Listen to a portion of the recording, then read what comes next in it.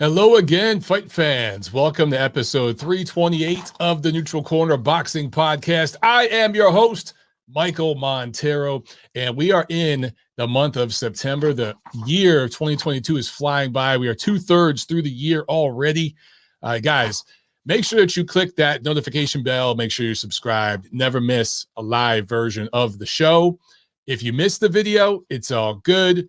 We do the audio pod that goes out on Tuesday on platforms all around the world.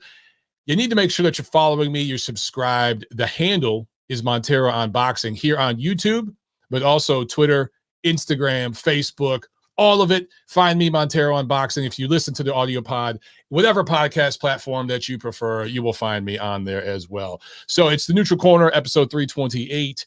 And I hope you guys had a great weekend. And for my fellow Americans out there, hope you're enjoying the holiday weekend. The only thing better than a weekend is a 3-day weekend, right? So I hope you guys are enjoying your holiday weekend. Myself, I went up to my sister's place, spent some time with her and my little nephews, Luca and Enzo. It was an amazing, amazing time. I had some fun and just had family time, man. I had a few laughs and a couple of drinks, couple of beers, and just watch the little dudes play. And my wife is about 7 weeks away. We'll have a little girl soon to join with my two nephews. It's going to be pretty badass. All right, guys. So plenty to review. We had boxing Saturday and Sunday. We had a fight of the year contender. We had a heavyweight bout with some big implications for the division, at least in America, down the road. And then we've got an interesting all-female card this weekend, this Saturday over in London that we will preview. Anything else is fair game. Guys, get in the chat. Make sure that you click that thumbs up if you haven't already. And as always, remind you that the fee for the show, we do not charge a monetary fee here. All I ask is that you share the word. Spread the word. Share the show. Whatever your social media platform is, just post the show out there, man. Let people know. And actually, before I get started, I want to give a shout out to my boys, Kenny and Vince, Kenny Keith, Vince Cummings. They have a new podcast out there, Free Ballers, and they didn't ask me to do this. I'm just excited for this show, so I hope they don't mind that I'm sharing it out there. I'm already subscribed. I haven't listened to their first episode yet, but it just dropped today. I'm going to be checking it out on YouTube. But this is pretty cool because, as you guys know, they did a boxing podcast, the Boxing Rant. It was one of my favorite ones, and those guys always let it rip. They give their opinions, and now they've decided to stop at the boxing pod, and they're just basically doing a free podcast, Free Ballers podcast, about everything. So I'm sure it will include some boxing, but they're going to let it rip about politics, pop culture, everything, which I think is the right direction for those guys to go in. So I wish them the best of luck. I'm definitely going to check out their pod. Looking forward to it, man. So, okay. Just wanted to give those guys a quick shout out because I've always enjoyed their stuff. And I understand why they're going this route that they're going. I totally get it, and I support them in all of that. Aaron with a quick question. Aaron from Australia. What's up, brother? He says, yo, Mike, do you have any MOB gear for ladies' sizes? My wife wants some for the Haney Cambosos and Breda Suni. Look, we used to. We sold out of everything, dude, and I just don't have anything now. So all I got is men's sizes, or I guess unisex. I mean, one size fits all. But yeah, dude, we used to have like the cropped women's shirts, you know, that were a little more form-fitting and everything. They were really, really cool. We sold all of them. Gone. I didn't think they'd sell that fast, but they're gone. So yeah, I don't have any, dude. I don't know when I'm going to do another print because I still got a bunch of shirts. So, yo, we got a bunch of you guys in the chat. Thank you so much. I appreciate it, guys. Gail Falkenthal in the chat. One of the true classy, knowledgeable ladies in boxing. Gail says, Montero, happy Labor Day. All smash the like button. Yes, ma'am. All you guys make sure you smash that like button. And Aaron saying, damn, I'll pay top dollars. Hey, man, I'll ask the my t-shirt connection. I'll ask my guy. The biggest issue, dude, is shipping to Australia. It's been very, very difficult shipping out there because I have so many listeners out there and a growing listeners in New Zealand. So I'd love to get more shirts out there. I have a bunch of people asking, but the prices have been nuts since the the supply chain stuff and, you know, all the inflation issues and all that. the shipping has been nuts, and I just don't feel right charging that. You know, I've even offered to pay like 50% of the shipping, but when the shipping is more than the damn shirt, like I can't do it. So I'm hoping that when all this stuff dies down, shipping costs will get better, because I have a bunch of people out there always asking for it. So dude, trust me, I'll keep it on the back burner. And I'll see if there's anything I can do. I really will. All right, I'll ask. Gail says, "Oh, I didn't know my lady's MOBT was such a hot number." Yeah, Gail, you probably got like one of the last few, because they went away so fast. Like I just never knew they would go that fast, but they did. Aaron asks, "Is there any imitation MOB gear? If there is, I don't know about it, but those dudes better give me my 50%. If there is, I don't know." Taurine says, "Salute to you, Mike. Salute to the chat. Hit the likes, you bastards." Yes, sir. Yes, sir. Taurine is correct. Hit the likes. All right, let's get right into this thing, man. You know what? I actually don't have any news or notes. I don't. So we're going to get right into the fight review and just talk about everything that took place last week. And let's start Saturday, September 3rd. In Mexico. There's a card on the Zone, and we had a fight of the year contender. Now, I don't know if this is going to win fight of the year, because these are little fighters, and they're not American. And I'm just going to keep it real. You guys know that's what I do here. Love it or leave it. I keep it real. And the people that vote on this stuff, they tend to be very ethnocentric, and they don't look outside of America. A lot of times, there have been exceptions. But if the fight did not take place in America, if it didn't feature at least one American, I don't know. But in the co-main, Savannah Marshall of South Africa scored a split decision win over Hector Flores, who was dropped in the second round, but came back and battled hard. And Marshall wins the vacant IBF junior flyweight title. So these guys are 108 pounds. Little dudes, right? Smaller than my wife, and my wife is tiny. So again, I don't think this will win fight of the year, but it will certainly be a contender. And a lot of boxing nerds will rate this their fight of the year for sure. I definitely believe that. But just really great two-way action, a lot of punches thrown. If you guys haven't seen this fight, check it out. If you got the Zone, you can find it. I'm sure you could find some different broadcasts, maybe some international broadcasts or something on YouTube, maybe if you search for it. But most of you guys watching this, I assume, have the Zone, and you've probably already seen this fight. If you haven't, I definitely check it out. And then the main event is newsworthy for a couple of reasons. Juan Francisco Estrada gets a unanimous decision win over RG Cortez. Dropped him in the 7th round, but struggled at times. Didn't look great. And Estrada was kind of coming off a layoff. Hadn't fought in a while. So maybe it was some ring rust, maybe some age. Maybe Cortez fought a little harder than he thought, because on paper, this looked like a showcase type of matchup, right? But Estrada gets the W, and now it's all set. He will fight Chocolatito for the 3rd time, December 3rd. So this is great news. I love that they're squeezing this fight in by the end of the year. It was supposed to take place originally early this year. So they're squeezing it in late this year. It beefs up the 4th quarter schedule. I fully expect the 3rd fight between Estrada and Chocolatito to be just as good as the rematch, which was better than the first fight. So these guys, they go together like peanut butter and jelly. I'm expecting another good competitive fight between them. The venue and I think the location is TBA.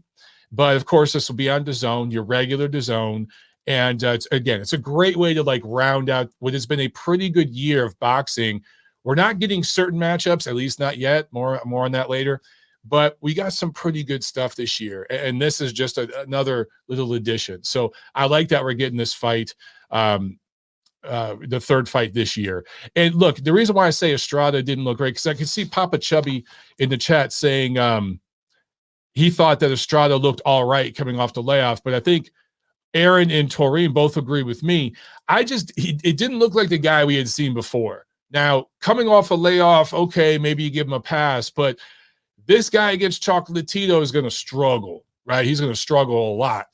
I think he's going to look better against Chocolatito, but maybe he was just taking it easy, getting in rounds, knocking off rust. I'm not sure, but on paper, you guys got to remember, Cortez is a young guy that had nowhere near the level of experience Estrada does.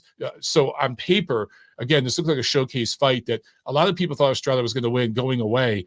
And he did win. Okay, it was a pretty clear win for him. I'm not saying like it was controversial or anything. I just thought that he struggled at times in this fight. Sam with the super chat. Thank you so much, Sam. He said Estrada's chin is his main weapon. Can't hurt him.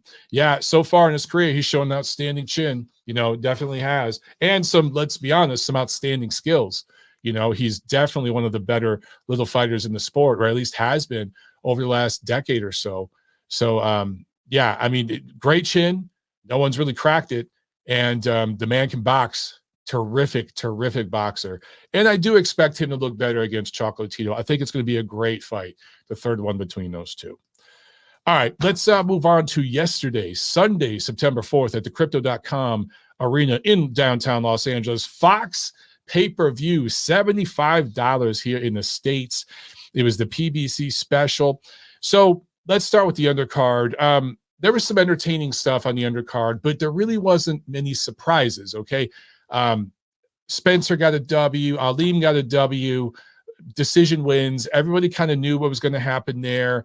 Isaac Cruz got a big dominant knockout win. We all saw that happening. He kind of did his job. So there weren't any surprises in those fights, but there were a couple surprises. Let's talk about Abner Mares having a majority draw against Miguel Flores, who had been stopped 3 times in his career coming into this fight. In fact, Flores was 3-4 in his last 7 coming into this fight. His previous fight just before this one was a split draw against a fighter with a 15-17-4 record. Okay, so that tells you the level of Miguel Flores. No disrespect, but that just tells you the level of where he's at, okay, the level of fighter that he is as a pro. And Mares had 2 great rounds, the first round and especially the second round, were big, dominant, good wins, or, you know, he won those rounds.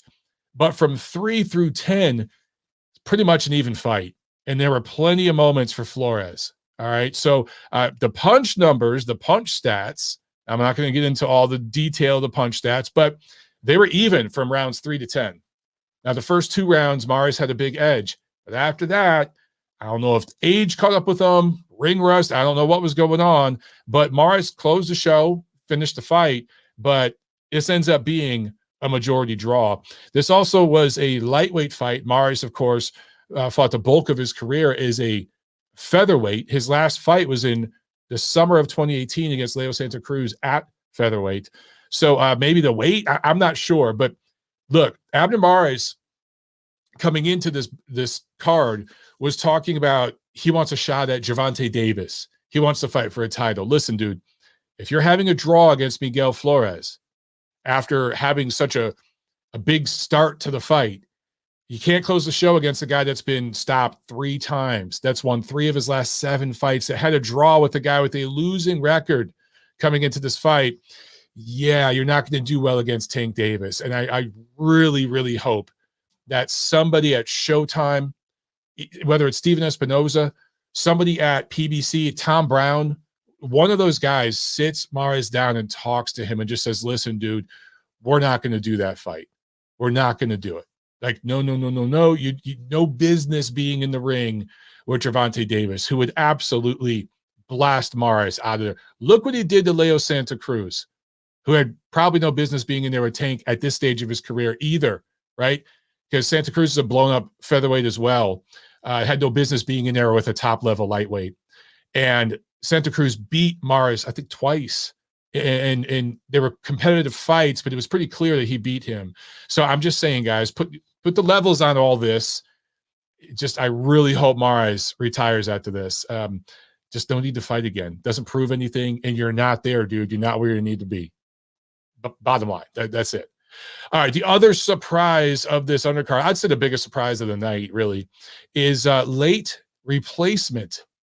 Edwin De Los Santos, who replaced Jazriel Corrales, scored a KO3 win over the previously undefeated Jose Valenzuela. This, of course, was another lightweight fight. There were several lightweight fights on this card. You can just see what they're trying to build for Gervonta Davis in the future. right? They know what they're doing, right? This is all the business, and they're beefing up some resumes for future pay-per-view opponents for Tank. So that's where they're going with all this. There were multiple knockdowns in this fight. Both fighters were down at different parts in the fight. But De Los Santos, look, man, he made the most of this opportunity, came in there and got the KO3 win over Valenzuela, who, again, first loss as a pro. And this was supposed to be, Valenzuela versus Corrales was supposed to be, a building type of fight for him, a developmental kind of fight against a guy that would give you rounds, but fall just short. And that's what Corrales was there to do. He was, getting paid to do that and beef up Valenzuela's resume. But De Los Santos, he didn't play along with that script. And he came in there, different style, much more explosive than Corrales, and got the W. So this was an upset special, not like a major upset, but this was an upset of the promotion's plan down the road. And we'll have to see how Valenzuela bounces back from this. As far as De Los Santos goes, this was kind of a coming out party for him. So we should see more of him in the near future. All right, let's talk about the main event. Andy Ruiz and Luis Ortiz doing it in Los Angeles. Ruiz scores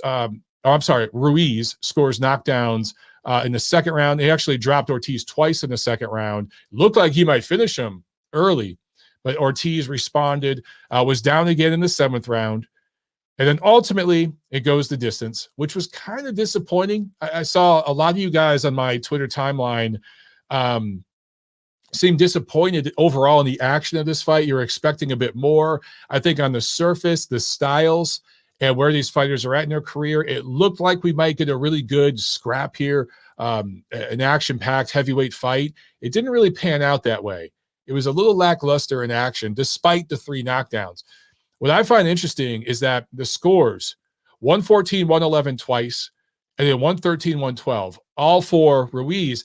But when you consider that there were 3 knockdowns, that is basically, without the knockdowns, guys, this fight's a draw. It's a majority draw. 2 of the judges scored it even in terms of rounds, and one judge scored it 7-5 for Ortiz in terms of rounds.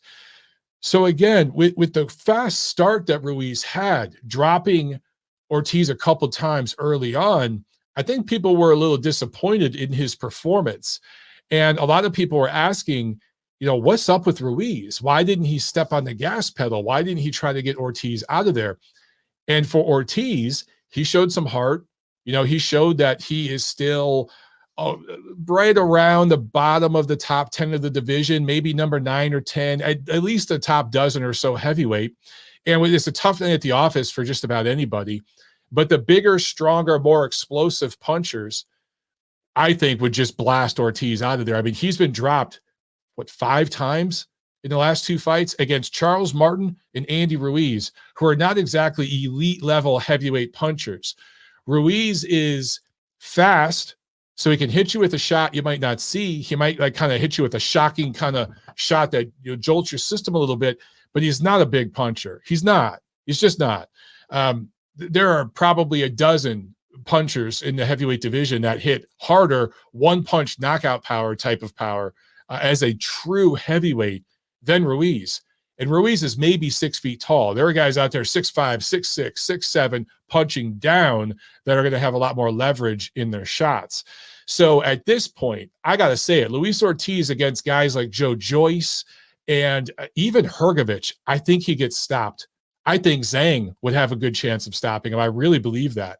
I'm not saying that to put the guy down. I'm just saying that's his level at this point. However, he's right around the top dozen or so heavyweights in the world. He's still formidable. He gives anybody a tough night at the office, and he lands a big shot from the southpaw position. He can stop any of those guys I'm talking about as well. Maybe not stop them, but he could drop them and have moments. So anyway, Ruiz, he's a top 10 heavyweight, still viable, still very, very marketable. Why didn't he go for the kill in this fight? I looked at the punch stats here. Ruiz landed, according to CopyBox, 76 total punches. Ortiz landed 74. So in terms of total punches landed, pretty much even. The difference is Ruiz landed punches that mattered. He landed 3 specific punches that mattered a lot more than the punches Ortiz landed. What's Very interesting to me.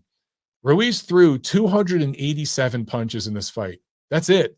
He only threw 287 punches in a 12-round fight.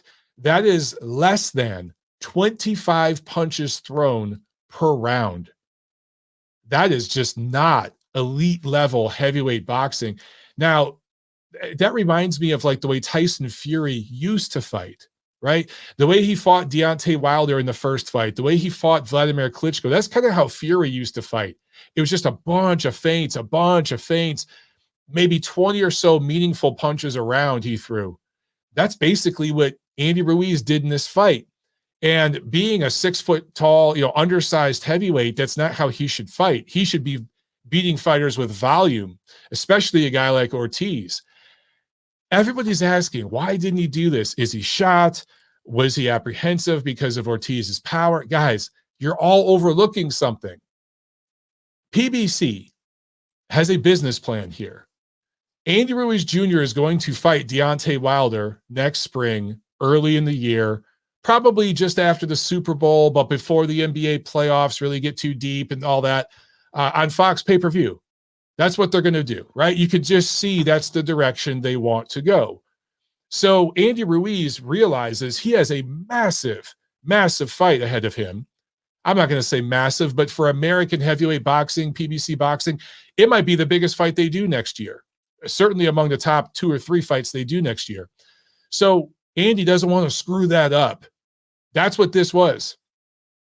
It's reminiscent of when Canelo Alvarez fought Julio Cesar Chavez Jr., and that went to distance. And Canelo had some big moments in that fight, but he never once really stepped out and went for the kill. And people were really disappointed. And you saw what that was. It was a commercial for his first fight against Golovkin. So Canelo was playing it safe to not screw up the Golovkin fight.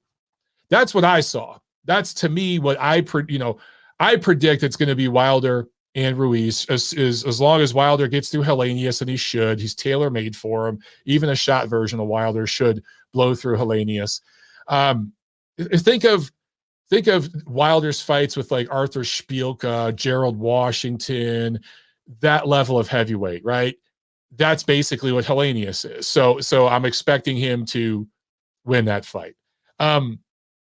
So I see Wilder Ruiz next year, early next year, pay-per-view. And I just think Ruiz didn't want to get hurt, wanted to play it smart, play it safe, and win a comfortable fight. And there was almost like a gentleman's agreement there. This was Luis Ortiz's kind of cash out, because I don't think we're going to see. He fought on 2 very undeserving pay-per-views this year and got 2 pretty big paydays for what he brings to the table. And for Ruiz, he knocks off rust, gets back in the ring, gets a possibly the second. Yeah, this is definitely the second best win of his career, because his best win, of course, is against AJ, but this has to be the second best win of his career. And now he's lined up for Deontay Wilder next year. Wilder just has to do his part against Helenius next month. So that's what I see here. And nobody caught that, because wasn't Wilder there in LA watching this fight? So that's what I predict. That's what I see happening. Yeah. All right. Let me go to another super chat. I think I missed one. Okay, here we go. Super chat from Mark Ashley. Thank you so much, Mark. He said he should have finished Ortiz, who has no chin. Ruiz looks way too sloppy at the level he wants to compete. Wilder may just wreck Ruiz if that happens. Yeah, and look, there's also the possibility that Ruiz was playing possum just a little bit and didn't want to show too much. I think he was playing it safe. He was knocking off rust. He was not trying to show everything. I just think it was a combination of all those things. I expect Ruiz to look better against Wilder than he looked against Ortiz. I do. I really, really expect him to look better, and especially if they can do it really early next year. Like, let's say February, March, something like that. So Andy's not out of the ring for too long. That's what I expect. But you never know. Ruiz is up and down with his performances. You never know what to expect. There's also this, guys. Look, the truth is, all these guys are pretty much at the same level. And people argue and bicker about their heavyweight ratings and pound for pound ratings, and I get it. That's part of being a boxing fan. I understand. But in the end, there's not that much difference in level between Andy Ruiz, Luis Ortiz, Joseph Parker, all these guys. They're kind of all in the same level, right? And there's a few other names I could throw in there. The only names that have really distinguished themselves and separated themselves from the pack, there's 3 or 4 of them, and you guys know the names. I think people are going to argue about the level of Luis Ortiz versus Andy Ruiz because Ortiz had fights with Deontay Wilder, Ruiz had fights with Anthony Joshua. So those 2 fan bases are going to try to find ways to rate Ruiz and Ortiz in, different ways to boost up their favorite fighters' resume and beat down their main rivals' resume. You know what I'm saying? That's what fans do. So I think a lot of that is what's going on here. A lot of mental gymnastics among boxing fans rating those 2 guys. The truth is, there's not a whole lot of levels between them. I will say this. Andy Ruiz definitely has a much better resume than Luis Ortiz. He had a very close fight with Joseph Parker. Some people felt he won. I thought Parker edged that fight. But then he was briefly the unified heavyweight champion of the world. He lost that fight, the rematch, I should say, to Joshua, but he beat him the first time. Ortiz never really accomplished that. To date, Luis Ortiz's best win is Bryant Jennings coming off a loss to Vladimir Klitschko. That's his best win. And you could call him the boogeyman and say he was avoided. I don't know, dude. Over the last few years, he's had multiple pay-per-view fights with Deontay Wilder. Who else? Who did he fight earlier this year on pay-per-view? Was it Chris Arreola? I honestly can't remember. I really can't. And now Andy Ruiz. So he's had fights with some names, some top guys, and he just, he's been close. He's been competitive. He was real close to beating Wilder twice, and just fell short. Same thing with this fight. So that's just the level the guy's at. All right. Another one from Sam. Thank you, Sam. He says, maybe Ruiz over Joshua was a fluke, period. Yeah, that's what I've been saying the whole time. And people always take that as me hating on Andy Ruiz, and it's not. It was his Buster Douglas moment. He struck lightning in a bottle, as they say, and I always thought that it was a fluke win. I thought that from the second it happened, and I told everybody, bet the bank on Joshua in the rematch. We saw the levels. It is what it is. Andy Ruiz is just not what I would call an elite level heavyweight. There's only a few of them. There really is only a few of them. And he did get that win over Joshua. Nobody can ever take that away from him. But he wasn't able to follow it up. And people said, oh, it's because he gets fat. It's because he doesn't take training seriously. I saw a really in shape, really motivated Andy Ruiz for this fight against Luis Ortiz. And I've seen him look sometimes out of shape, sometimes in shape, but he's always in there to win. I've never seen Andy try to take a dive or just half-ass it. He's always trying to win. He's got a lot of heart on the line, a lot of pride, but he's just not at the level some of you think he is. That's all. He's got crazy fast hands. He's got a good chin. He's skilled, but all things being even, he's really got the body of a cruiserweight. That's the truth. So does Andy Ruiz punch harder than Alexander Usyk? Does he? If he does have more impact with his punches, it's because he's about 40, 50 pounds heavier. That's the only reason why. That's it. So put that in perspective. Think about it, guys, and that really should put it in perspective for you. Andy Ruiz is just not on the level some of you think he is. That's all. But there's no shame in that. He's still a top 10 heavyweight, and he still gives a lot of guys out there a hell of a fight. And I would favor him over other guys in the top 10. I really would. Sarah with the super chat. Thank you so much, Sarah. He said, Ruiz only did it for the money, I feel. Well, they all do it for the money. Let's be clear. They all do it for the money. But to me, he looked like a guy that was in shape for him.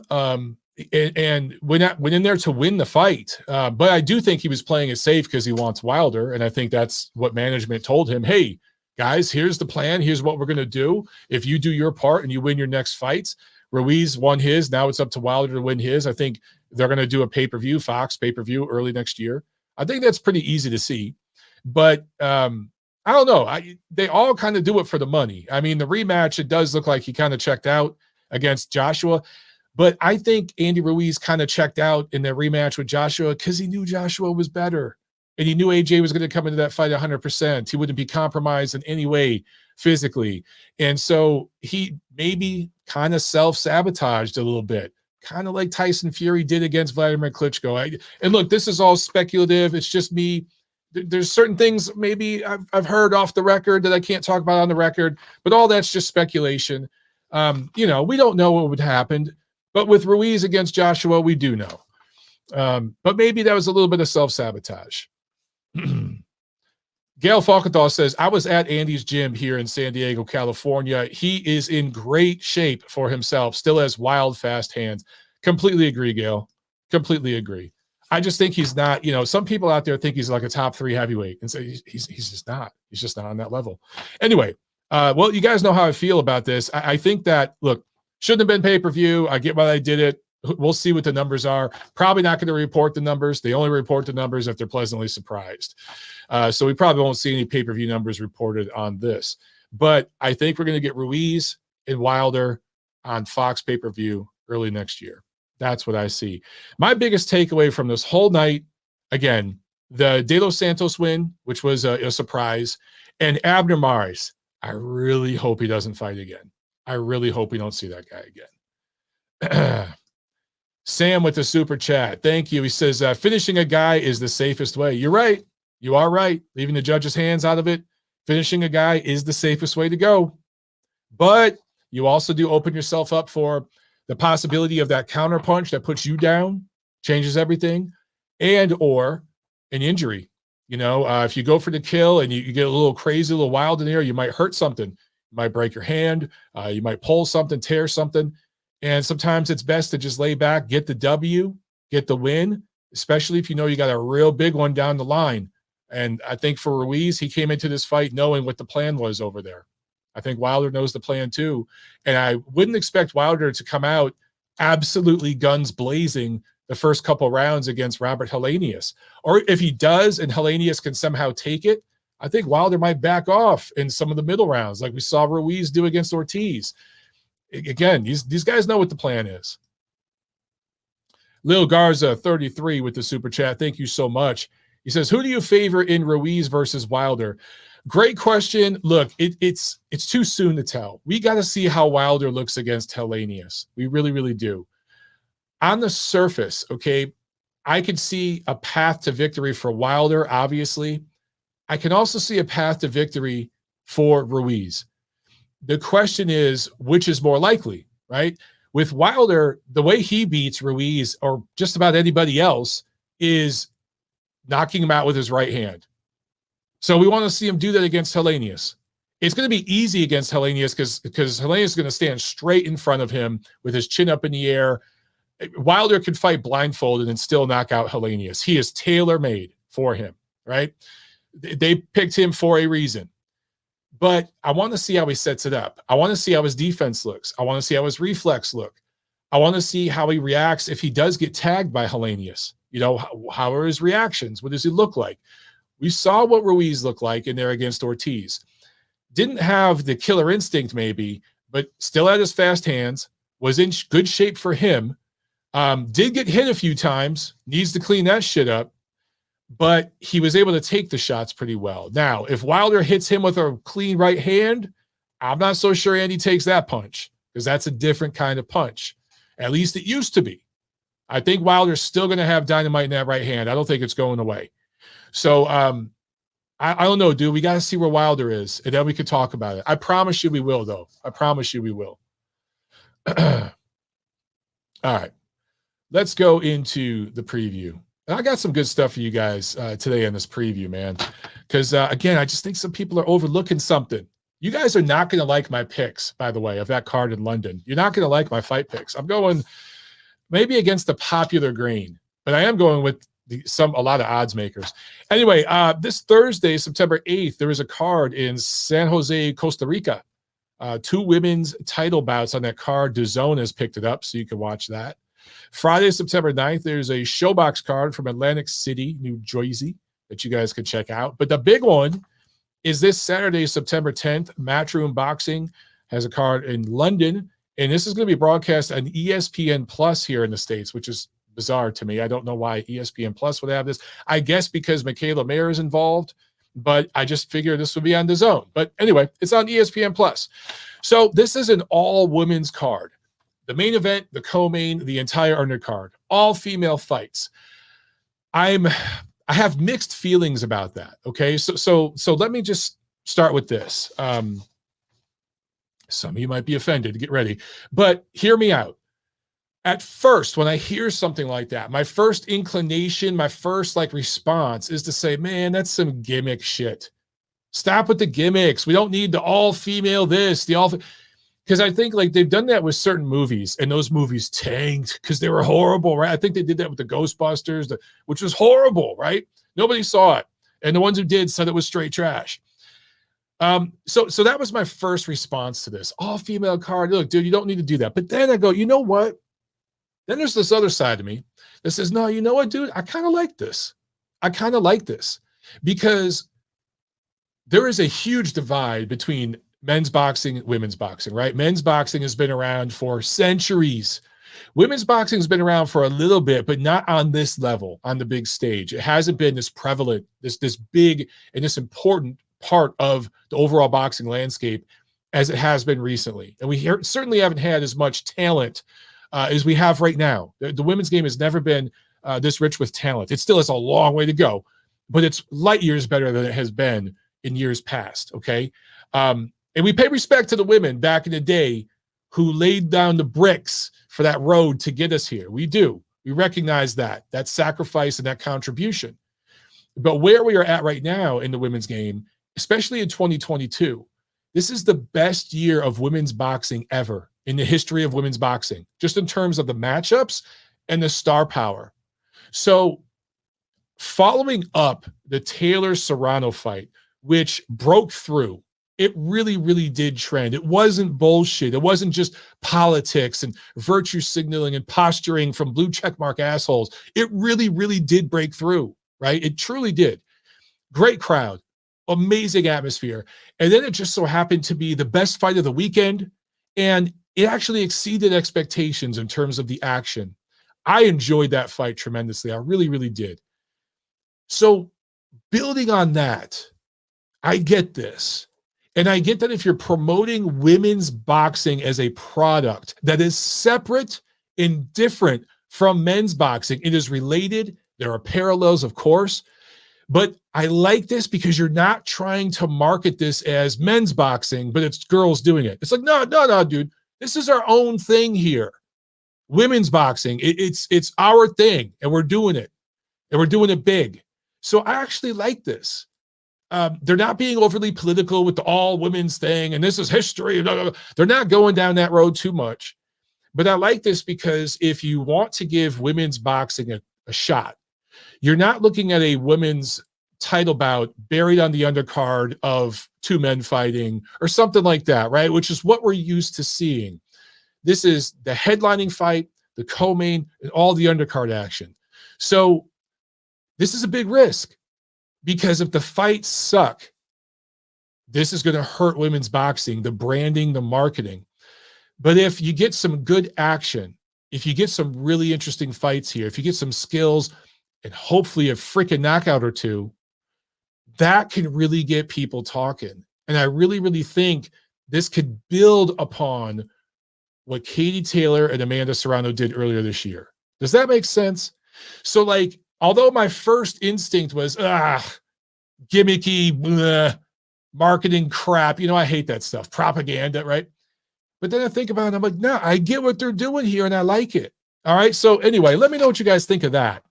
But let's start with the co-main. Mikaela Mayer, Alycia Baumgardner, fighting unifying belts at junior lightweight, 130 pounds. This is for Mayer's WBO and IBF titles and Baumgardner's WBC title. So, on the surface, highly competitive fight between a boxer, and that is Mayer, and an explosive puncher, and that is Baumgardner, right? Mayer cannot punch through a wet paper bag. She has 5 knockouts or something in her 15 plus pro fights. She was not a knockout machine in the amateurs or anything like that. She doesn't punch very hard. And she's, a tall, rangy fighter, doesn't really use that length in terms of power, but uses it well in terms of spacing. Could be better, but uses it pretty well. And then you have Baumgardner, who knocked out Terry Harper last year, right? A fight of the year candidate, honestly, especially in women's boxing. It was the knockout of the year. Sorry, not fight of the year. Knockout of the year candidate was the knockout of the year for women's boxing. And that really got people talking, right? And so Baumgardner has shown tremendous improvement from where she started as a pro, had a very limited amateur career. She has grown by leaps and bounds as a professional.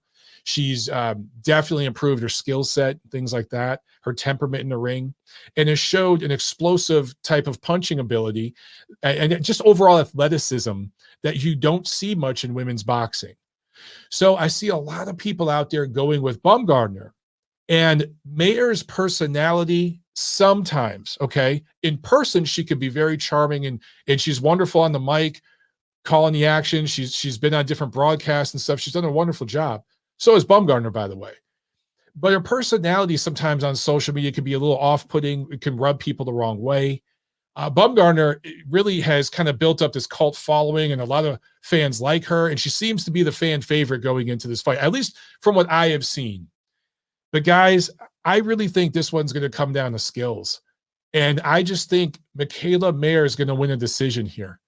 I think that Baumgardner will have moments. And don't get me wrong, I think she can possibly land that big shot and hurt Mayer, and that would be something. That would be a huge statement.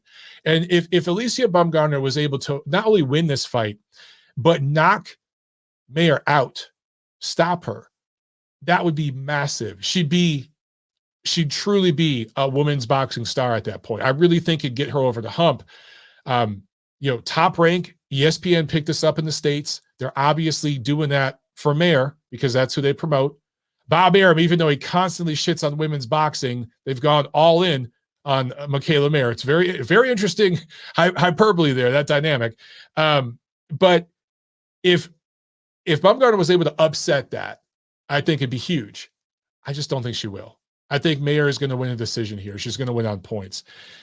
I have similar feelings in different ways in the main event. So Claressa Shields and Savannah Marshall are fighting for the undisputed middleweight championship of the world. Shields holds the WBC, IBF, and WBA middleweight titles. Marshall holds the WBO middleweight title. Now, as a boxer, Claressa Shields, as a professional, she has participated in different martial arts, not just boxing, and she's lost in other martial arts. But as a pro, she's never lost in boxing. She did lose in the amateurs. To guess who? Savannah Marshall, right? And Savannah Marshall's fans on social media make sure that everyone hears about it quite often. Here's the thing about that, guys. Here's the thing that people don't want to talk about. By the way, I forgot to mention, real quick tangent back to Mayer Baumgardner. Mayer had nearly 100 amateur fights. Baumgardner about 10 with a losing record. Baumgardner a losing record as an amateur. So again, massive improvement as a professional. But her resume, if you look at who she fought outside of Terry Harper, who was overrated anyway coming in, not as good as Mikaela Mayer's resume. And in the amateurs, you can't really hide. You have to face the best opposition. So Mayer's experience and skill set is going to carry her through that fight. Okay, back to Shields Marshall. People talk about the fact that Marshall beat Shields. It was pretty decisive in the amateurs. I mean, it was competitive, but it's not like it was a split decision or something. She was the clear winner. She beat Shields, okay? And Shields knows this. So there's a psychological edge there and all that. But, man, here's the thing that people aren't talking about. At that time, Marshall was 21 years old and had about 40 fights, amateur fights. Claressa Shields was 17, and she had 14 fights. So you had a woman who is 4 years older and had more than about 3 times as many fights. So there was a certain level of maturity, both physical, emotional, mental, but also in boxing terms, boxing mind and experience that Marshall had an advantage over Shields. No one talks about that. People make so much of amateur wins. I saw people. I think it might have been last week or something. There was people on social media talking about how Sean Porter once beat Alexander Usyk in the amateurs, but it was a very similar scenario. Porter was far more experienced at that point. Usyk was like 500, his record. It was just getting started as an amateur. And then you look at what Usyk did after that. It doesn't matter. Amateur fights are like practice, guys. Seriously. Unless you're talking about world championships or Olympics, amateur fights are practice. That's the way that you're supposed to look at it. Okay. You're not supposed to look at it if you're going into a big tournament or something. Don't get it twisted. But most amateur fights that you participate in are practice for when you go pro, if that's your plan, if that's what you want to do. And so many people take way too much out of it, and they make such a big deal out of it. So I get that Shields lost to Marshall, but she was 17 years old and had 14 fights compared to Marshall being 21 years old and had about 40 fights at the time. It wasn't quite 40, but right around there. And here's the thing. So Marshall and Shields fought in the 2012 AIBA Women's World Championships. So it was high-level stuff. So this fight mattered, okay? This wasn't practice. This was real shit, okay? Marshall beat Shields, and I believe that she went on to win the World Championships in 2012. But later that same year, in the London Olympics, do you know what happened? A girl from Kazakhstan, beat Marshall in the quarterfinals in the London 2012 games that same year. You know who beat that Kazakh girl? Claressa Shields. Beat her, went on to win the gold medal. And then at the 2016 Rio Games, the exact same thing happened again. A woman from the Netherlands defeated Marshall in the quarterfinals. Shields went on to beat that woman and go on to win the gold medal in the 2016 Olympic Games. I think that says a lot. I think people are really overlooking that. Those weren't practice bouts. Those were the Olympics. That's real shit. And Shields not only won the gold twice, but she twice defeated the fighters who defeated Savannah Marshall. So there's some psychological edge there too. That was a grown, mature, or more grown, more mature, she was still young, Claressa Shields, who was able to accomplish that feat, those feats, multiple feats. So yes, Marshall beat her once in the amateurs. Long time ago, guys. A lot has changed since then. Shields had 60 plus amateur fights. After that loss to Marshall, she went on a big run. She won like about 50, not 50 straight, 40 something straight fights that included 2 gold medals in the Olympics. So she has completely erased that loss to Marshall. Marshall had about 80 amateur fights. So they have very good amateur experience, both of them. But I got to say, Shields has the better amateur career. And then let's look at their pro careers. Look at who Savannah Marshall has fought. Yes, she's got knockouts. She is the harder puncher. She puts her ass into her punches. She punches with authority. I got you. She's also big and tall and strong, underrated athleticism and skills. Yes, I hear you on all that. But look at who she's fought. Claressa Shields. I think she has 2 knockouts in all of her pro fights. She can't punch through a wet paper bag. Mikaela Mayer punches harder than Claressa Shields. That's saying something. However, in terms of skill set, Claressa has improved by leaps and bounds. And in terms of experience against better opposition, Claressa is night and day compared to Marshall. She has just fought the better opposition. And there's a little bit of a grudge match factor here and some anger and animosity that Shields brings for different reasons. I won't go into all that she's going to be taking with her into this fight against Marshall. And I just think all those things are going to play a factor here. And I gotta take Shields by split decision against Marshall. Now, I might look like an absolute moron Sunday, and maybe Marshall blows Shields out in 5 rounds. It could happen. I'm not saying like, oh man, that would surprise the hell out of me. It wouldn't. It could happen. But if I'm a betting man, now I don't know what the odds are. I don't know how the odds makers see this. I would think they have Shields as the favorite and Mayer is the favorite. I would think.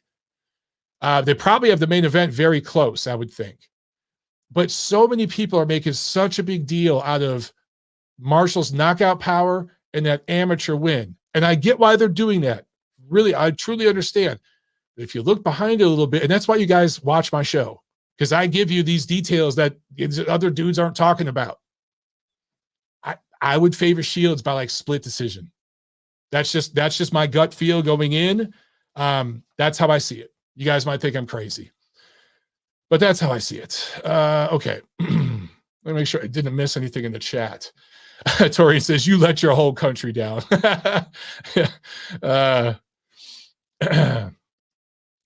Tori adds, Clarissa's first fight was Franchon Cruz, DAZN. Yep. She got the W there. And by the way, I've met Franchon. Super, super nice woman. Super awesome. Just a cool chick. And she can fight her ass off. And she's improved a lot, too. She's a true badass. Okay. I think that's it with Super Chats. I didn't miss anything. So, yeah, see, Ronan says, I think Savannah takes it with a late knockout. Only once Shields slows down. Yeah, and look, for the record, Shields has been dropped, right? I do believe, who dropped her? I can't remember who dropped her. She can be dropped. And Savannah is taller, longer. It is in her backyard. I get all of that. I'm just telling you guys, I got a gut feel. Maybe I'm totally wrong. Maybe I'm an idiot. Wouldn't be the first time I've been accused of such things. Okay. Let's go to the phones. Let's take a couple calls here. I think we got Thad. We'll get him after this first one. I want to see how he's betting this. Okay, let's go to 559. What's up? You're on the show. Hey, what's up, Michael? It's me, Miguel, man. Not the other Miguel Flores you were talking about earlier, but Miguel Puente Flores, man. What's up? What's up, Miguel? How you doing, brother? Oh, nothing. Just for here, relaxing, man. God bless you and Tiff and the baby on the way. Hope everything goes well. Thank you. And don't worry about that Twitter crap, man. Yeah. People do anything. I ain't worried about it, bro. It's kind of funny how they're trying to. It's kind of funny how I don't even know what it is, to be honest, but I don't really care because you're my boy, you know what I mean? And we all know the work you put in, but it's kind of funny how this all like comes to light around the same time. People are trying to go after the Ring and hate on it. You know what I mean? The Ring magazine and stuff. They're pamper panelists and whatnot. I find that kind of interesting because the timing is. I mean, they very funny. Yeah, but yeah, I wanted to get to a couple of things. I haven't been on your show in a while, man. But that's no excuse. I'm here now, and I'm gonna be here more often. You know. Quick thing about the Ruiz versus Ortiz. First of all, I didn't even watch it. I really thought it was just going to be a blowout by Ruiz. And regardless, why even watch that? Because, I mean, in my honest opinion, Ruiz shouldn't even be fighting guys on that level. But given the road that this guy has taken, it's not surprising. You know, I was once cheering for this man when he knocked out AJ. And I was like, holy crap, finally. Us Mexicans got it, you know. We finally got our stamp, you know, and right. You know, he comes in 1,000 pounds overweight next fight, blows it, and then on top of that, he shows his true character. Dude, he fired the people that got him to beat AJ, which was Manny Robles and them. Yeah, you know, that's people a good forget point. This guy he got rich and got like hella heavier, and then just fired them because they're really with the business. They're really with, you know, a true boxing discipline, as you can see. But he actually fired him, kicked him to the fucking curb, and then went into the Reynoso camp, and now he's looking suspect. I mean, the last time he was in shape, dude, come on, it was when the time when he was the best in shape was when he fought AJ. We all know that. And look at the way he looked compared to it now. And on top of that, it's a lot of similarities with the Reynosos, how they make their fighters box. He's just carrying the fight. Like Canelo does. He carries the fight against these short dudes or these guys lower than him, drops them, and still carries the fight. If you ask me, like you said earlier, it's all set up for Wilder. And, I mean, between the two, honestly, I got Ruiz, man, because even though Wilder got that right hand or whatever, Fury completely disemboweled this guy. Yeah. You know, Deontay's not the same. He can't be the same, He only talked right? for a few seconds, dude. Yeah, man, Yeah, that's dude, like a he only talked for few life-changing seconds, and I was beating. like, Two of those, like, life-changing I mean, beatings he took. Yeah. Dude, I've been to prison. I used to be in a gang. I used to run the streets. And I've been through some shit, but no one that I've seen that's taken similar beats like that has ever been the same, bro. Yeah. You know, we used to have these stubborn guys all the time. Like, fuck that, bro. I know I can beat him. I know it was close. Come on, we'll be all right. Go back 2 or 3 times. These guys just brain damage, bro. And it's sad because, like, at this point, Al Heyman's just doing his job. He's gonna do the Don King move. He's gonna walk in with the money guy, and he's gonna walk out with the money guy. You know what I'm talking about? Yeah. Like, like you see it coming, man. I don't know, like, yeah, it's right. That's just the way it is, especially with heavyweight boxing. You have this guy that's Mexican, and he's not as chinny as Wilder. Dude, they're gonna get Wilder out of there. He already messed up by being stubborn and going against the grain. He shouldn't have fought Fury all those times, but he did. And Al Heyman knows it. He's like, dude, this guy's shot. You know what I mean? We need another cash cow. Fuck it. We got the guy with the Canelo team. Let's make some money with him. And I mean, honestly, Fury beats all of them. Usyk dances around them like a ballerina and wins with his eyes closed. I don't really see anybody pulling a threat except maybe some of these younger guys that they get more fights. Other than that, I don't know, man. Ruiz is a completely changed guy. This dude's even coloring his freaking hair now. You know what I mean? Like, well, he put a tattoo on his butt, man. Did you? He tattooed his ass. Yeah. What the hell is that about? Between him and Wilder, I don't know who got the skinnier legs. Yeah, that's a good point, man. Ruiz looks like two different human beings, dog. Like if you look at like his upper body from the waist up and the waist down, it looks like two different humans. He doesn't look like the same person. Especially now, but he looked funny before, but you look at him now, and especially with that team, how they have the worst track record of steroids in the last, I would say 30. I don't even know who the top guys are. Maybe Manuel Herrera and them or whatever their name is, but I mean, what camp has more guys that tested positive? Valdez, the Martinez dude, Canelo. Come on, we all know what's going on here. Hey, and even you said it, not me. And even you said it, not me. It's true, you know what I mean? I just think that at this point, it's just to get someone as a top guy in PVC. They don't, to me, in my opinion, they don't care about Wilder. They're putting him up against Elenius. You know, someone tailor-made. Even Ortiz against Ruiz was more of a risk than that. You know what I mean? So I think Al Heyman was like, I want to see how Ruiz does, you know, against someone that's shot, but we'll give you a round to see what he does. And I think that was good enough for him. That's the way I look at it, because I mean, damn, dude, they're like, these guys are like mob bosses, all these damn promoters, you know what I mean? And Al Heyman's at the top with this crappy matchmaking and on purpose a way of doing business. Just like Gervonta Davis did them. It's completely hilarious. Now they got Isaac Cruz calling him out, and it's going all over they're going to do a rematch. Oh my God! Oh my God! Oh, I can't even. And now he's coming. I want to crack that dude. Excuse me. I was going to say they're going to do a rematch with Cruz. It wouldn't surprise me if, like, at the very end of this year, you see Tank and Cruz. I hope not, but I could see that happening. Just because you could just see him doing it. You know. And, yeah. You know, it's a sad thing, but I think all these guys are just gonna. Okay, Haney's gonna jump from 140 if Lomachenko comes back. We all know that. He's gonna beat Kambosos again. We all know that. So he's probably just gonna move up and say, you're ducking me. But as far as the other guys, I don't think they want any part of Garcia, dude. And I've been critical of Garcia just like you, but man, I watched his replay of him versus Fortuna, and he knocked him down twice. But I'm telling you, Mike, this kid, god damn, he's so fast. He the first knockdown, I believe, when he was on the corner, Fortuna, he landed a left that was so fast. They didn't even show it in the highlights, Mike. They showed the other crappy knockdown. You should take a look at it.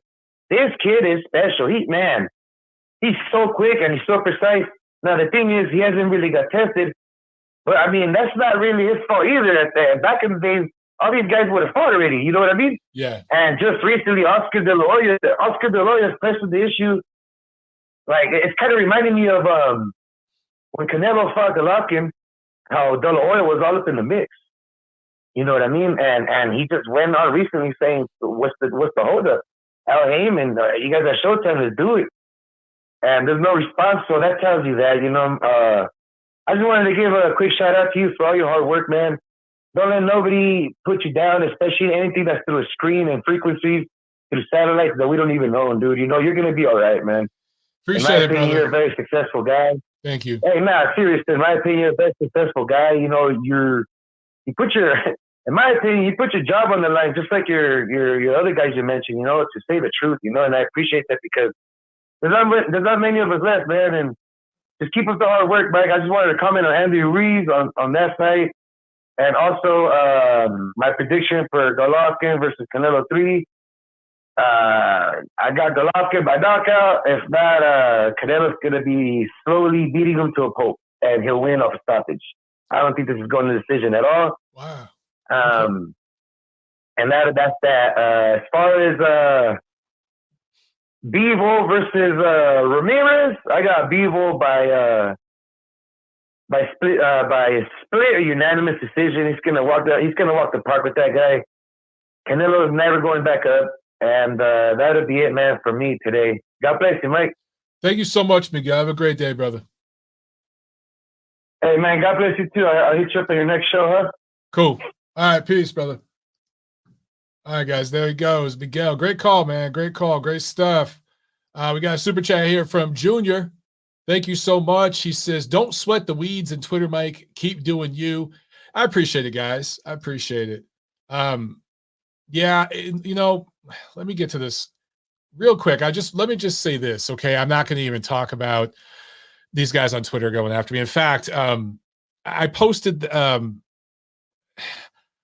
just called it an open letter, and it's like a 9-minute video I posted last Friday. Some people hated it. Some people liked it. Nobody forced me to do it. Nobody put a gun to my head. I did it on my own accord. I just wanted to address the things being said about me and apologize if I really did offend anybody, because that wasn't ever my intent, although it was a decade ago.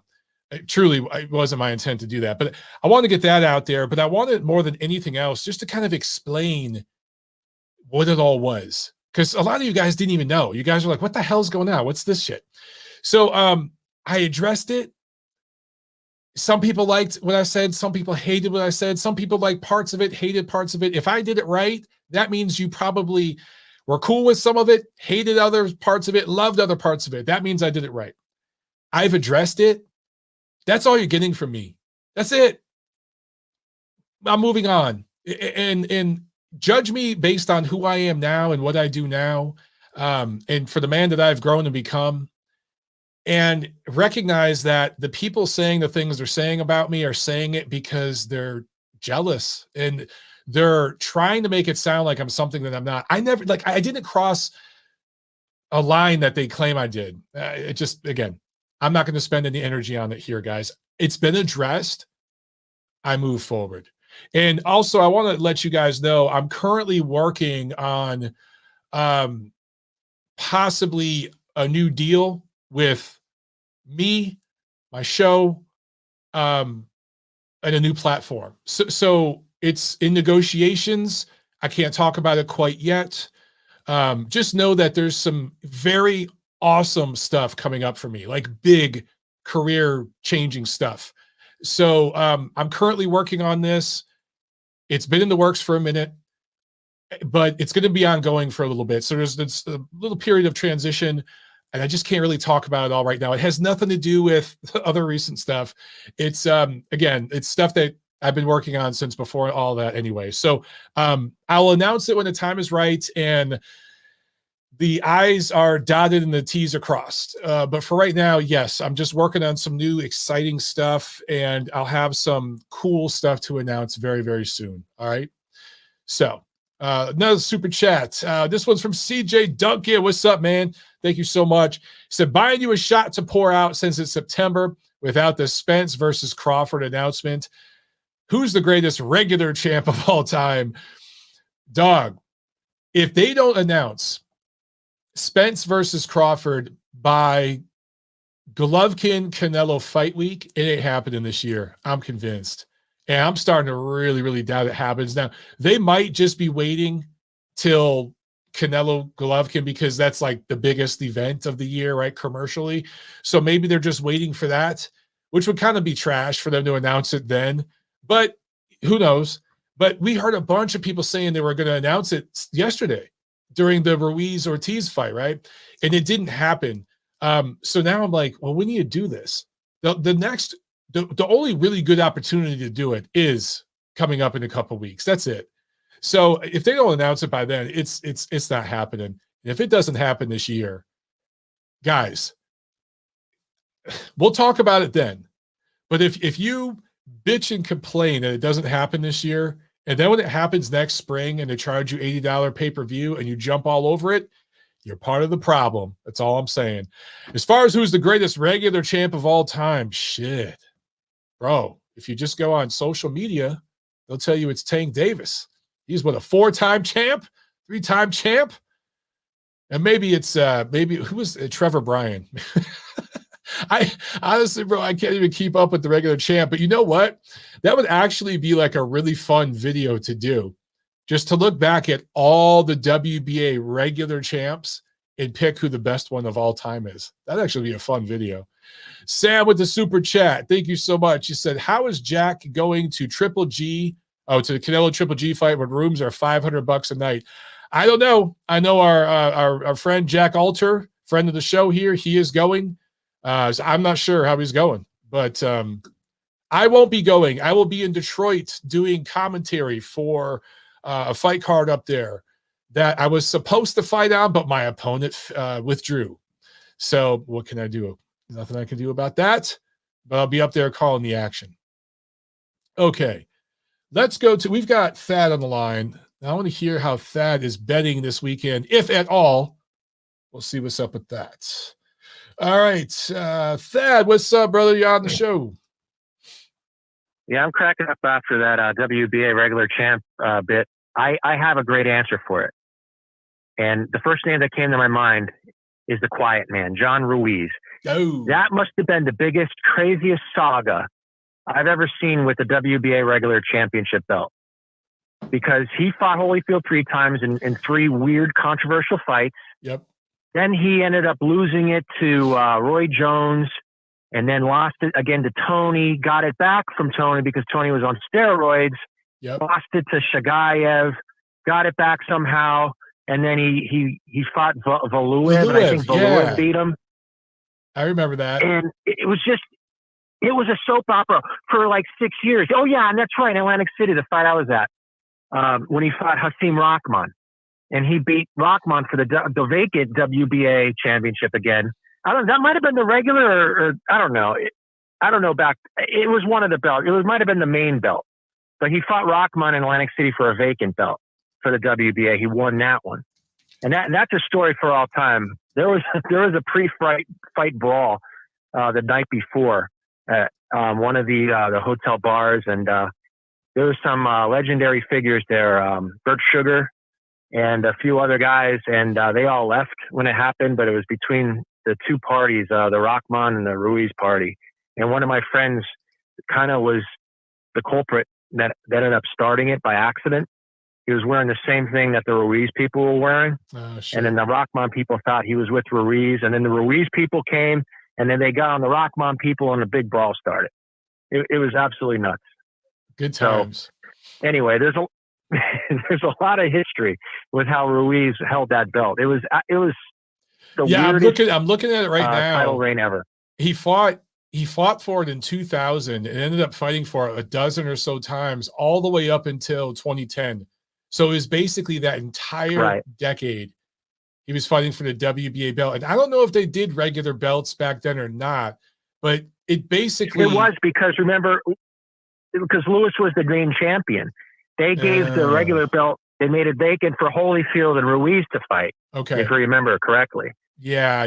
So then Holyfield beat Ruiz, and then Ruiz beat Holyfield. So it was just one big soap opera. It was the weirdest thing ever. But it's boxing, so I was used to it. But see, the WBA fuckery goes back all the way to then. Like, because I remember that era. It was so bad. It really was so bad. Yeah, it was an absolute travesty. So, yeah, even to have a segment on that, it'll be hilarious if you could review all of John Ruiz's fights. I mean, there's always some kind of drama going on. But the main reason I'm calling here, I'm going to try to, breeze through it.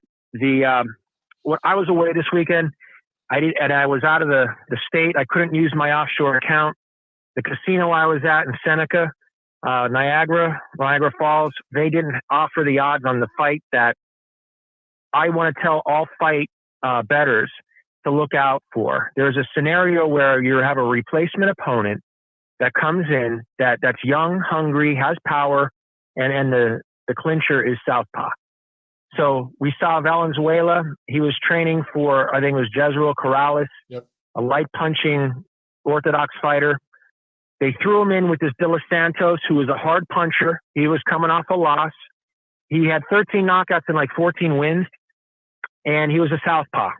And he was training, and on short notice, Valenzuela was at a huge disadvantage. And the odds, Mike, were Valenzuela was minus 1250, so that's 12-1. And De Los Santos, I believe, was plus 575 to 600. Shit. So if you put $100 on him, you'll win $600. So here I am calling people back home, any friend, anyone that's going to be able to put up $100 or $200 to bet this guy, you know. And I got one guy to do it, so I got to kind of split the residuals on that. But I couldn't put the bet in because I left, and they didn't have the odds up when I left, and I couldn't put it in from a different state because it's illegal online. So, and then the odds, they didn't have the fight listed in that casino up there. So it was the dream scenario come true, and I was only able to get $100 on that. Damn. Normally I would have put like 500. So, but that's a scenario, you know, people who bet boxing should always look for: a late replacement opponent with power, youth, and a southpaw. We've seen stance. that a million times. Disaster. Yeah. Right. Yeah, a million times. Yeah. I just can't believe the people that were managing Valenzuela, how they even, let that happen. How do you not protect your fighter? It makes me wonder, what was that? Was the money backing the other guy? Because it just made no sense to me. Like, if I was a manager in that scenario, I would say, the hell no. Right. I'll hold my guy out for someone else so he could train for him. Right. We didn't have any southpaws, and we're not training for a power puncher. So the game plan was, to fight a guy with, an orthodox stance who can't punch. So what do you think's going to happen? So that's a lesson for everyone to learn.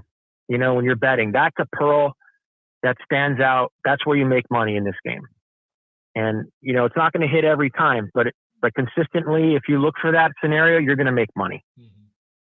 So, do you have anything to add there, Mike? I know it's kind of no. I completely agree. And again, there's so many scenarios we could bring up. That's definitely, yeah. I mean, maybe I should start betting, because shit, I can make some money at this. Yeah. It'd just be I unethical. called you and maybe. Yeah, you should have called me, and then I could freaking put some money down. Hell, I'll have my wife do it. Yeah. But I was. Yeah. Are you betting the women's card this weekend? I am, and I'm okay. reluctantly doing it because I'm putting it on the people that I don't like. I don't like Mikaela Mayer, and I don't like Claressa Shields. But they're going to win, right? All the reasons they're going to win those two fights, are they not? Thank you. Yeah, Mikaela Mayer is going to win, hands down. There's no question in my mind, and here's why.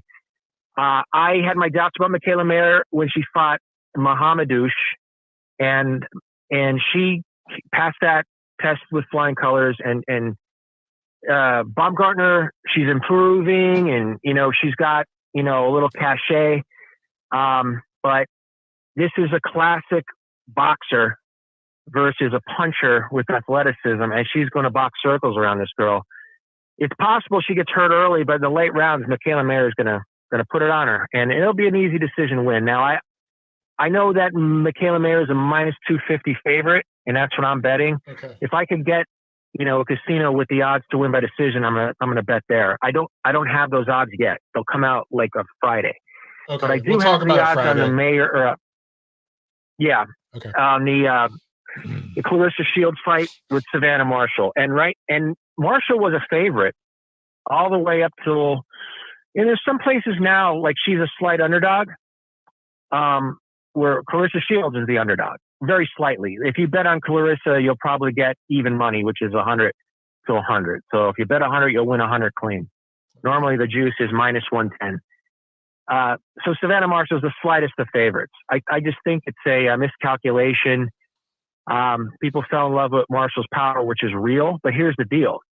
Claressa Shields' style, if she is aware that she's fighting a puncher, it's very hard to get knocked out when you're looking for someone to knock you out.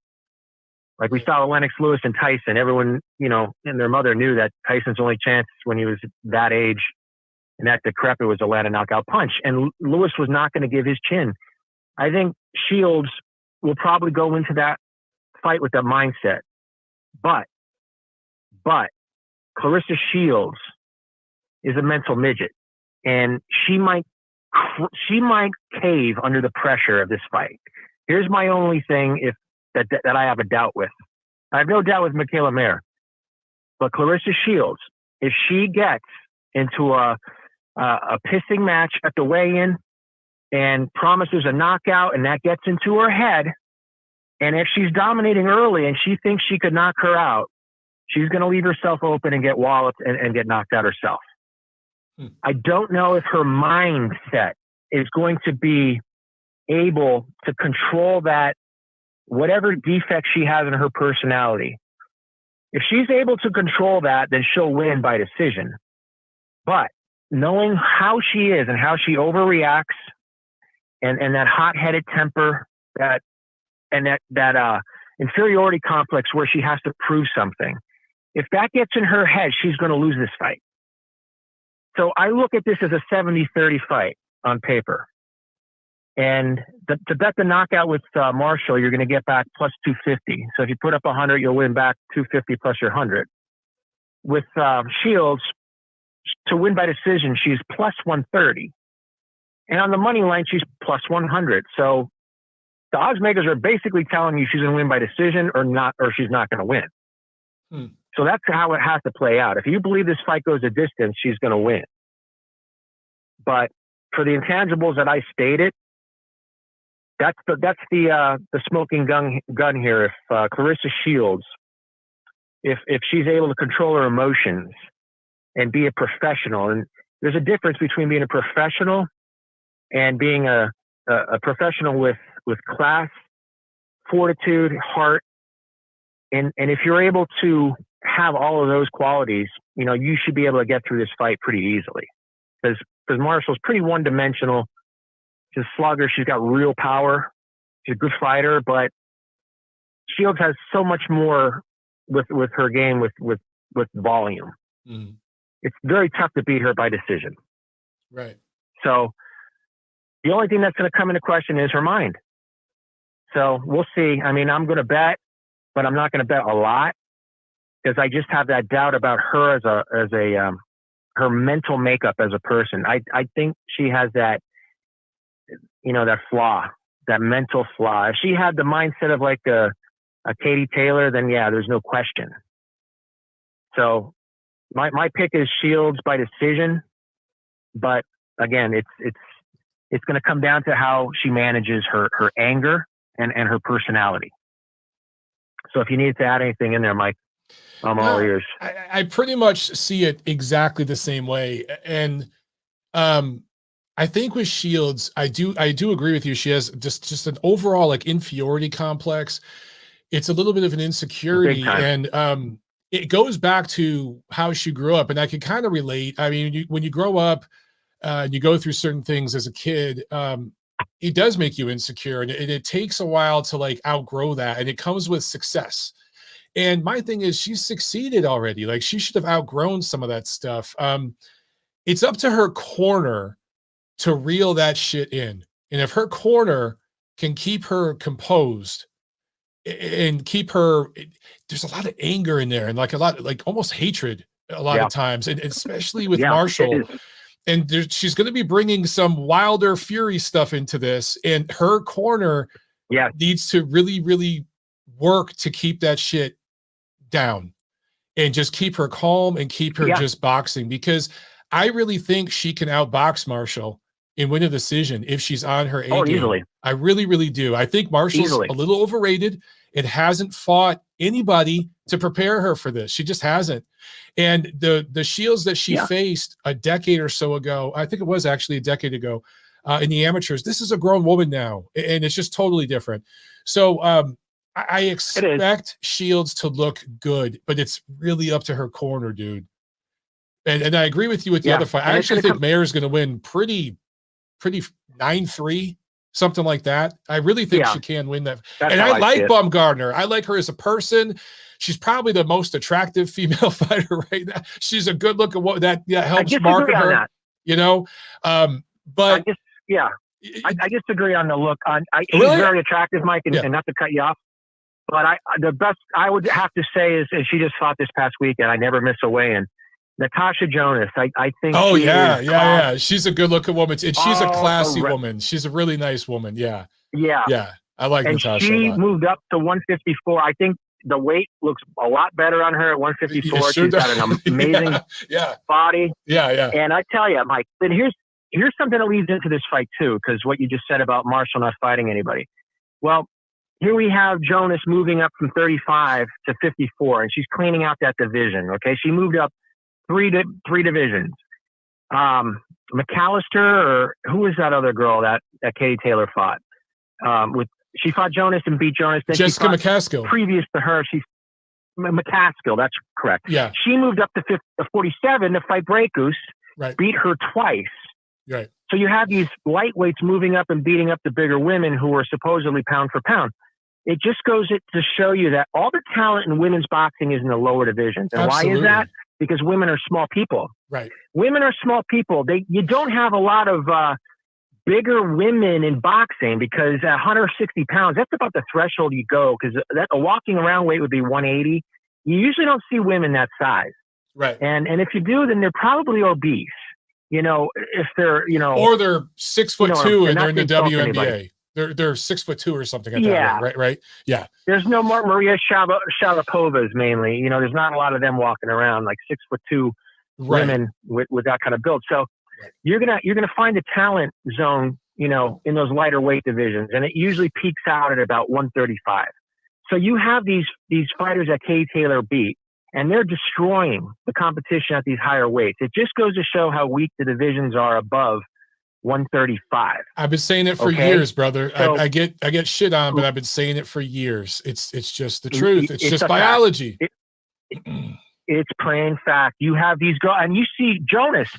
She looks the same pretty much. She put on 20 pounds, but you really can't tell. It's maybe in her thighs a little bit, but that's a little bit more where her power's coming from. And she's just taking apart girls. She almost had this girl out of there. I mean, she just destroyed her in the second half of the fight. These girls can't contend with her, and these are champions. She's cleaning out that division at 54. Okay, so the competition level where Shields and Marshall are fighting is desultory. It's there really isn't a lot of fight like a straw weight in the men's. You don't find a lot of guys that are 100 pounds. Right. There's not a lot of competition. So it's the same thing with women on the opposite scale. So when you factor that in, this is why Shields is going to always have, her career is going to be looked at a little bit more overrated. She hasn't fought anybody. Well, Marshall's a good fighter, but she's nowhere in the class of a Natasha Jonas or a McCaskill. Right. Or sorry, I keep mispronouncing her name. No, McCaskill's, that's it. Taylor is just you got it right. McCaskill's it. Jessica McCaskill, yeah. Okay. Who's another super awesome human being, by the way. Jessica's awesome. Jessica and her soon-to-be husband and trainer, Rick Ramos. Awesome people. Okay. Yeah, me and Tiff hung out with them a little bit when we were in Chicago last month. And just impossible not to love those guys. They're really, really great people. Great. So, with people in the keep that in mind. But this weekend will be interesting. I'm going to enjoy the fight. And I think people, I wanted to say? PBC actually got something right this past weekend. They put a fight on a Sunday night where everybody was doing pretty much nothing, coming back from vacation like I was, looking for something to do. I get a call from a friend. He's like, "Hey, there's boxing on. Do you want to come over?" And I'm like, let's get it. And he bought it. And it was just because he had literally nothing to do. His wife was out of town. And, he saw the fight that was going on Fox, on the free fight with Spencer. So that was good advertising. And he's just like a casual fan that just wanted to have, a bunch of people over. Right. So people came over and it was like this big thing. And it was like a party atmosphere on Labor Day. That's what boxing needs to do. They need to take advantage of lulls in the action where there's not a lot of sports, being performed. Take this weekend, for example, on a Sunday, Thanksgiving holiday, maybe do it on a Wednesday or a Friday, where you have like these big gatherings.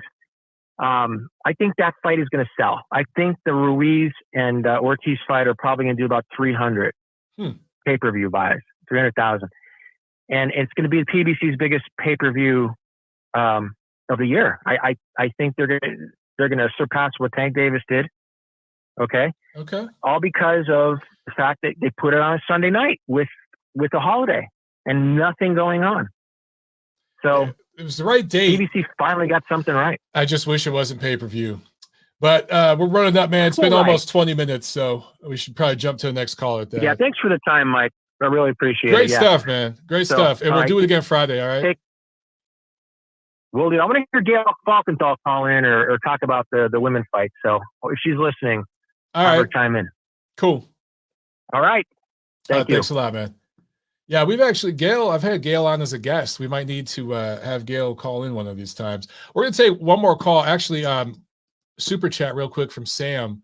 I said, how about Cruz? He was only -110 by KO. That was stealing. Yeah, I don't know how anybody thought that fight, just looking at it on paper, would go past 5 or 6 rounds. That was Cruz showcase all day. Now, him getting it done that early, credit to him. I mean, because I think it was KO2, KO3, something like that. So he really did his job. He really, really did. All credit to him. But that was definitely a showcase. And I don't see how anybody could have thought that was going to be a competitive fight. All right, we'll take one more call, real quick from Nacho, and then we'll that'll be it for tonight, guys. Let me get Nacho on the line here. Nacho, what's up, brother? Hey, what's going on, Mike? Enjoying your Labor Day, I hope. Yeah, I am. Yeah. Thanks, man. Yeah. So yeah, just to talk about the card last night. I agree with Sad from the standpoint of the PBC finally did do something right as far as placing a card on a day where really they were the main focus of sports, because there was really nothing going on last night other than maybe one college football game that was going on at the time. But other than that, everything else was pretty much out of the way for them to have the card on last night. I just wanted to touch on the fights. So with Valenzuela, I think that kid has talent, Mike. But honestly, I think the matchmakers at the PBC did him a big disservice by giving him all of these faded vets lately, just to kind of put names on his ledger. Mm-hmm. And they were giving this kid a false sense of confidence in that maybe he thought he was better than he really was. And the fact that he finally took on a guy who was close to his age, a big puncher, a guy who had been tested, and you saw the results of it last night. He walked through Valenzuela. Valenzuela had no answers once Plan A went out the window. He had no Plan B, C, or D.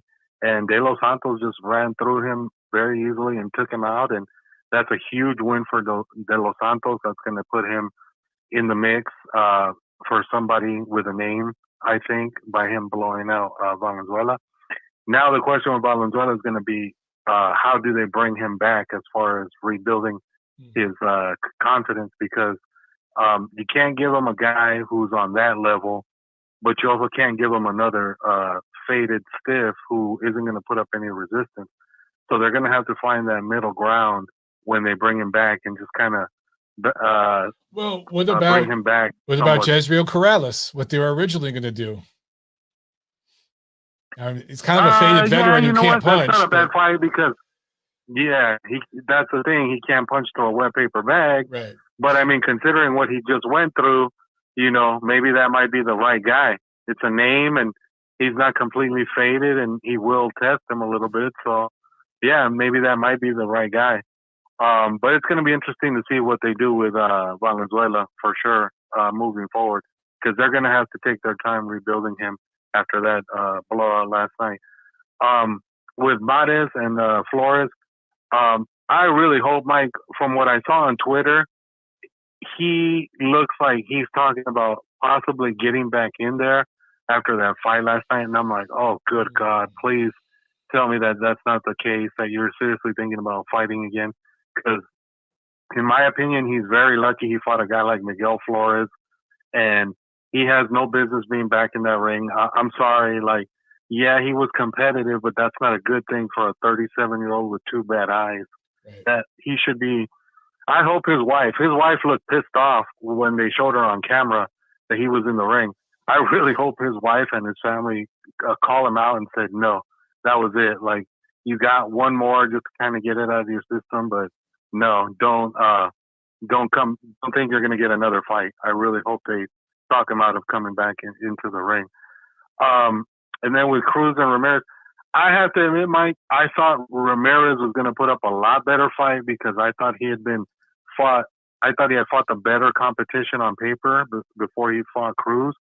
So I thought he was going to, set traps for Cruz and walk him into something and get him later in the fight. But all credit to Cruz. He went in there, wasn't playing around, took it to Ramirez and just got him and boom, took him out. That was a really good win for him, taking out a guy who, it was a good performance.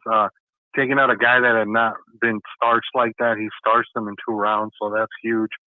My only question is, what do you do with him, Mike? Because at PBC, they're super limited with options at 35. I mean, Tank isn't necessarily all that thrilled about trying to, give him another rematch. As you could see in the crowd, he was like, nah, I'm not interested.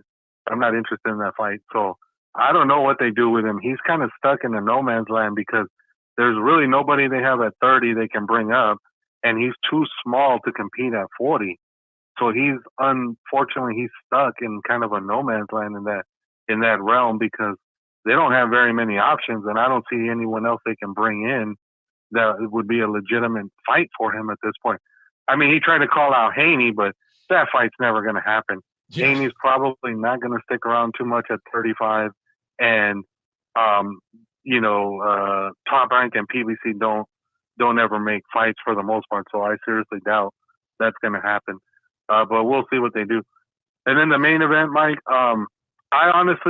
It wasn't a great fight. It was an okay fight. I thought both guys were limited as far as different reasons.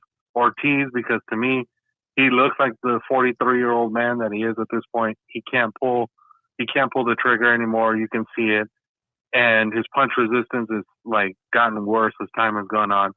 And Ruiz, I'm sorry, Mike, they can try all they want. The Ray Flores, Lennox Lewis, Joe Goosen, Brian Kennedy, they can all try to sell him as a legit contender. But until he legitimately loses another 25 to 30 pounds, he's not a real contender. He's a sideshow. To me, he's a little bit better version of Butterbean at this point. Wow. There's really no substance to this kid. Like, he's not going anywhere, Mike. At this point, he would be served up as as cannon fodder for someone with a bigger name. I just don't see it. I mean, do you honestly think that with the way he's looked the last couple of times you've seen him, that he could legitimately beat a real top 5 guy? No. Not from what I've seen. No. Yeah. I think he could give him a tough fight. Exactly. He could give him a tough fight. But he's undersized. He doesn't have the power some people think he has. He has quickness, and that's how he hurts guys, with his quickness. But some of these bigger, stronger heavyweights that come in shape and punch down at the target, I don't know, dude. No, but the thing is, dude, I just never thought he was on that level. Like I said earlier, I just never thought he was quite at the level that some people thought he was.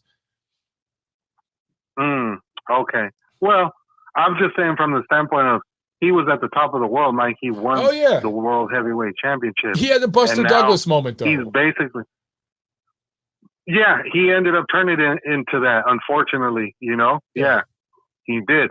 But to me, I always feel like the kid had talent, but the problem is he has no discipline and no dedication to the sport.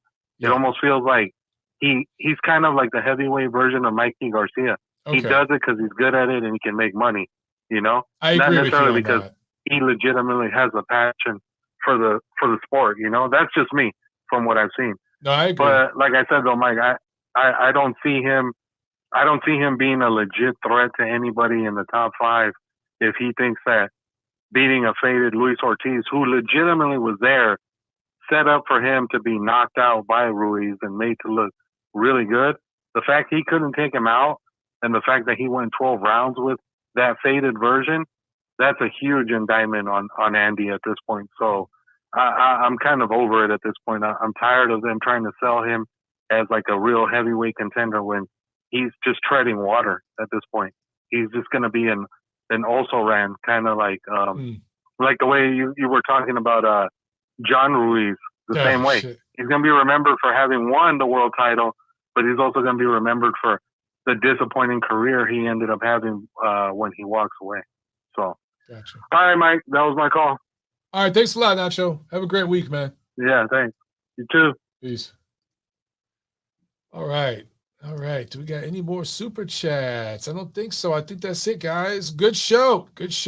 And we'll do it again Friday right here. We'll preview everything this Saturday, the big female fight card in London after the weigh-ins. And we'll talk with Thad about betting. So those of you who like to bet, those of you who like to gamble, you'll want to check out the Friday show. All right, that's when we'll break all that down. All right, guys, thanks a lot. Have a great week. Oh, we got one more super chat real quick from Sam. Thank you so much, Sam. He says, Douglas with a great chin that kept him going. Yeah, you know what? Honestly, when I call Andy Ruiz the Buster Douglas of this generation, I feel like that's being unfair to Buster Douglas. Buster Douglas was a lot better than Andy Ruiz. A lot better. And more accomplished. All right, guys. We're out of here. Have a great week. See you Friday. Peace.